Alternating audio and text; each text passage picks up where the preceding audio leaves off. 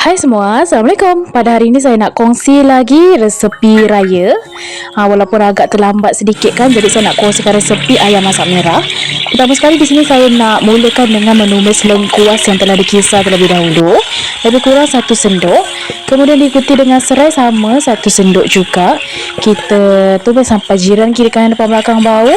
Lalu saya lanjutkan dengan bawang putih 2 sendok.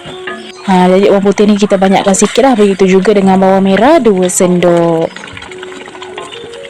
Kemudian kita gaul rata, biarkan sehingga ia pecah minyak. Dan jangan lupa juga masukkan halia 2 sendok juga. Ni kita tinggal biarkan seketika sehingga ia pecah minyak. Setelah pecah minyak, bolehlah masukkan cili kering yang telah dikisar, lebih kurang 3 sendok. Lalu saya masukkan sos tomato lebih kurang 1 sendok. Diikuti dengan sos cili iaitu 1 sendok. Jadi misalnya kalau anda ada tomato puri, boleh je masukkan. Kebetulan hari ni saya tak ada dan saya kehabisan, jadi saya tak gunalah, saya dah guna sos tomato saja.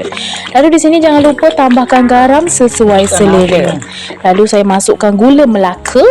Kalau misalnya tak ada gula Melaka, boleh je guna gula biasa tu. Kalau guna gula Melaka ni lebih sedap aja. Dan juga penyedap rasa. Ni bagi yang gunalah. Yang tak guna penyedap rasa atau MSG ni boleh skip. Tak jadi masalah. Langkah yang selanjutnya saya menggunakan serbuk kari lebih kurang 1 sendok. Ni kita tinggal gaul-gaul rata dan biarkan sehingga ia pecah minyak. Jika misalnya dah pecah minyak, bolehlah masukkan santan. Gunakanlah lebih kurang setengah kotak santan yang kecil tu. Jadi ayam masak merah atuk saya ni beza daripada orang lain. Dan ini juga merupakan resepi ayam masak merah yang biasa digunakan ketika dimasak dekat kenduri kahwin. Jadi kalau tahu sedap-sedap, kena dah coba. Ni yang last kali kita nak masukkan kerisik kelapa. Lebih kurang 1 sendok lah macam tu. Lalu last kali bolehlah kita turunkan daging ayam yang telah kita goreng. Jadi daging ayam ni saya dah siap goreng awal-awal. Letak kunyit, letak garam, letak penyedap. Kita goreng separa masak lah. Jangan garing-garing sangat, nanti tak sedap, keras. Separa je. Kemudian kita tinggal gaul rata sahaja dan tunggu sampai ia pecah minyak. Nampak tak? Minyak dah timbul di permukaan, maknanya dah siap. Bagaimana menurut anda dengan resepi atuk saya?